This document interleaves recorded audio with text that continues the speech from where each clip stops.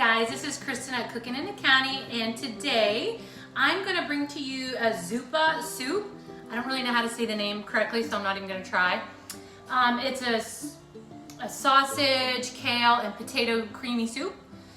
This is one of Steve's favorites. He gets it at the Olive Garden. This is a copycat recipe from the Olive Garden. So it's Saturday afternoon. I'm making this for supper, so you might hear Steve's police shows going and Sydney's K-pop, BTS music going. But that's like what our house is. And the dog, he'll be barking, I'm sure, as well. That's okay. We're gonna get this soup made. I think you guys are gonna really like it. So here's a list of ingredients you're gonna need to make the soup. You're gonna need 1 pound of ground sausage. I like to use mild. Some people like to use hot. You're gonna need 3 cups of milk, 2 cups of heavy cream. I only have whipping cream. I don't think that's gonna make much of a difference. We'll also need a 1/2 cup of Parmesan cheese. I usually get the real Parmesan cheese. Don't judge with this grated sawdust. Okay, I'm only gonna put in a 1/2 onion. A lot of people like full onion. Put your full onion in if you want. I don't like all that onion.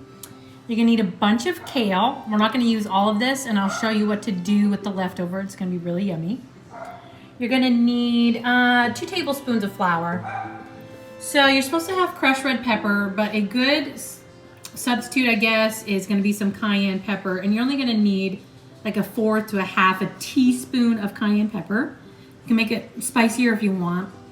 And I don't have any minced garlic, so we're gonna put probably about a teaspoon of garlic powder, salt and pepper, about 4 russets. You're gonna keep the skins on it.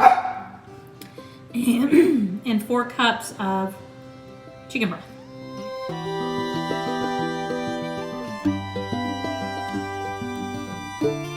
The first thing we're gonna do is add 1 pound of ground sausage. I'm gonna use mild sausage. I'm thinking in the Olive Garden it is a spicy sausage, but I think mild is much easier on Steve's stomach. And it's not quite as spicy. So we're gonna fry this up.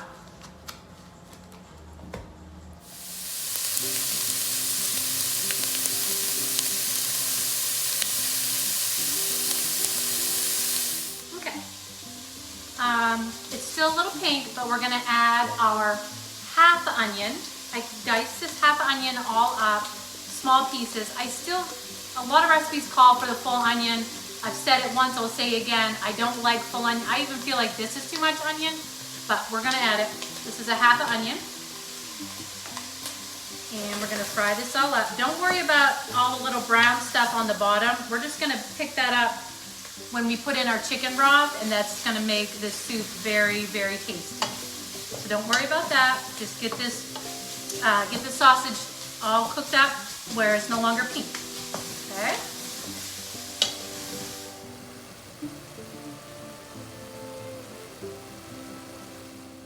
Okay, it's no longer pink. The onions are getting really cooked down really nicely. So we're going to add, you should be adding fresh garlic. I don't have any fresh garlic, don't judge. Add 1 tablespoon. If you have fresh garlic, use the fresh garlic. I don't, so I'm gonna use 1 teaspoon of garlic powder. And also, you should have crushed red pepper, and you would use about 1/4 to 1/2 teaspoon of crushed red pepper. I don't have that either, but I think a good alternative is cayenne pepper. So I'm gonna do 1/2 because I don't want it too spicy, but you want that spice. So 1/2 teaspoon of cayenne pepper, preferably crushed red pepper, okay? So I'm gonna mix that all in. And then we are going to add 3 tablespoons of flour. That's just to get this nice and thickened up. Some recipes talked about draining the fat from the sausage. I don't feel like it has a whole lot of fat in it to begin with. And if you're gonna add flour, I think you need the fat to make like the roux that you're looking for. So I wouldn't drain it, but that's up to you, it's your kitchen. So 3 tablespoons of flour, and we're gonna let that cook just for about a minute, get the flour to cook up. Next, I'm going to add our potatoes. This was 4 russet potatoes. I left the skins on. That's what's gonna make this kind of rusticy. Skins on, I cut them just into little bite size so they'll cook pretty quickly. So that was 4 potatoes, washed and diced, but left the skins on. Okay. Add some of my house seasoning. I did put a video up of that. So take a look at that. It's just salt, pepper, and garlic. Okay, so here, we're almost done already. We're gonna add 4 cups of chicken broth to this. Just put half of it in, get it stirred up. Scrape the bottom. If there's any brown bits, you want those brown bits, so scrape it up really good, because that's where all the flavor is. Get that all. And this, we're gonna cook this on the stove on low until the potatoes are nice and tender. You don't wanna overcook this or cook it all day long because there's gonna be a lot of dairy and milk in it. I'm afraid it might separate. I think some people have recipes for the crock pot. I'm not sure how that will be, if it's done any different, but this one, I would suggest just do it on the stove. Okay. So there's the rest of that. And then we're gonna do 3 cups of milk. I only have 1%, actually it's 2%, which I think is fine because you're gonna be adding heavy cream to this as well. Okay, so 3 cups of milk. So I've always said if you're gonna add milk to any warm recipes, I feel like you should warm your milk up just a smidge because I'm always concerned that it's gonna curdle. So I'm just gonna, I warmed it up for about a minute in the fridge. Whoops, gosh. I warmed it up for a minute in the microwave just to get the chill off of it. Okay, so it's 3 cups of milk.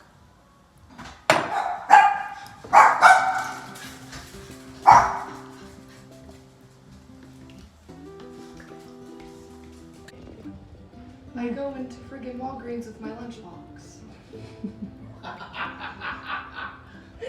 She's like, oh. We're just gonna let this simmer on the stove until the potatoes are nice and tender. So while you're waiting for your potatoes to get tender, it's gonna take about 20 minutes. We need to prepare the kale that's gonna go on once it's done. Kale, you can buy in a bunch. It comes in big leaves. They have a big stem down the middle. You don't want that. So you want to get rid of it. All you need to do is hold here and just pull away from it. People get complicated, say you need to use a knife, you need to do this, do that. No, you just need to pull it off. And then you have this and no stem, okay? One more time, just hold it and just pull it off. Just like that. Okay? So, this recipe, some recipes call for 5 cups of this. There's no way Steve's gonna eat 5 cups of kale. Sorry. So I just cut up this little bunch for him for his soup. So you might say, what am I gonna do with all this leftover kale? I'm gonna show you how to make some really yummy kale chips.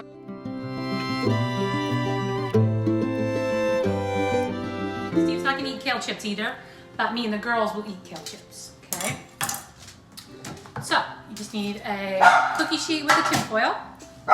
You're gonna cut these up just kind of rough chop, okay? Just a couple little. You kind of want them big, okay? So, what we're gonna do, put them on our pan. Kind of spread them out. Just make sure they're good here. But not too small, because we're gonna bake these in the oven. We don't want them, we want them a little burny though. We want them to have a little brown on them because that's the best. Okay, we're gonna take some olive oil and we're just going to olive oil on it like this. Okay, some of my house seasoning, salt, pepper, garlic. Put that on top. And I like a little bit of Parmesan. I usually like fresh Parmesan, but I don't have that today. I seem to be out of a lot of things here. Okay, so we're just gonna mix this all up like this.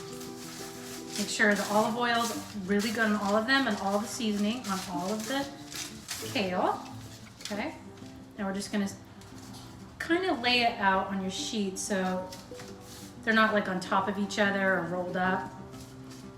Okay. I mean, you don't have to be this precise, but I know how yummy this can get, so I really want them all to be really yummy. Okay, I'm just gonna lay it all out like that. Okay, and now we're gonna bake it in the oven, 400, I'm gonna say for 15 minutes, but I'll let you know for positive how much.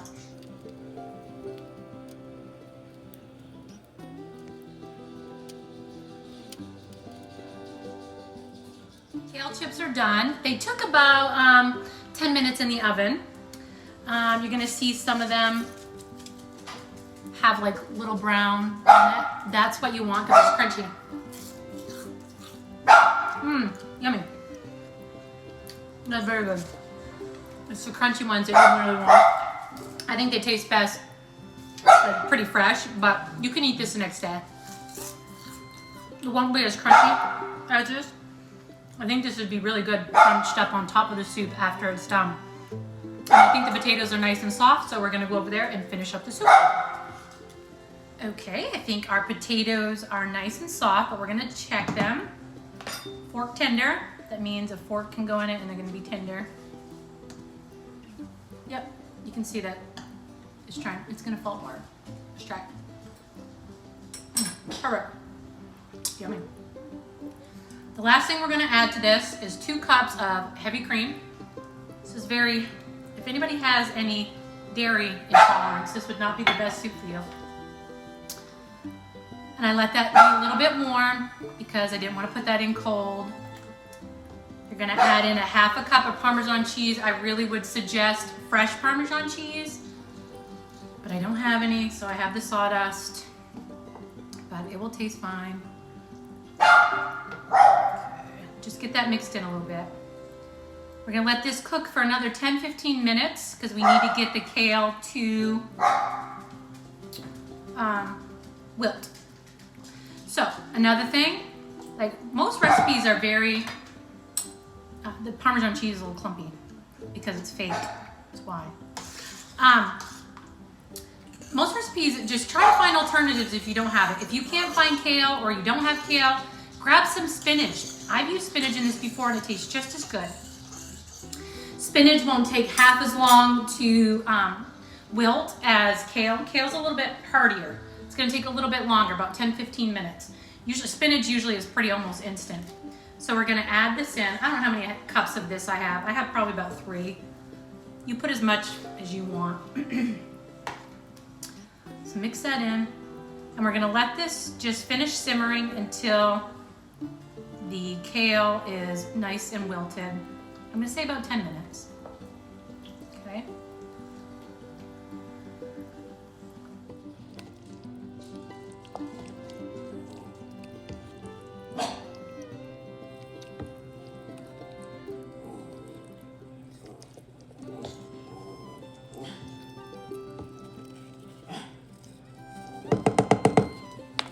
Okay, I think our soup is done. Nice and wilted. Any more kale in here than I did because it's really kind of overtaking the soup here a little bit already. So, look how nice it looks. It's rich, creamy, very hearty. I think you're really going to enjoy it. I feel like because I love anything white sauces or anything that needs lots of pepper. Needs lots of pepper because it's so pretty. I think a piece of kale on top, crunchy kale. Got crunchy kale, looks good too.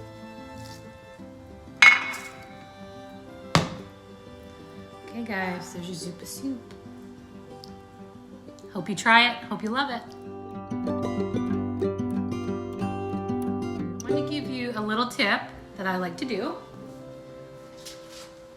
Obviously, you wait for your soup to cool completely. I would put it in the refrigerator overnight, let it cool. Then I'm going to put it in portions in these Ziploc bags, obviously label them, and then I'm going to freeze them. And then when Steve wants more soup for lunch or whatever, I'll just pull out one, let it defrost, then we'll warm it up and he has fresh soup. So maybe you could try that too. So I hope you try the recipe and I hope you enjoy it. Thanks guys, see ya. Freeze these flat for a really quick defrosting time.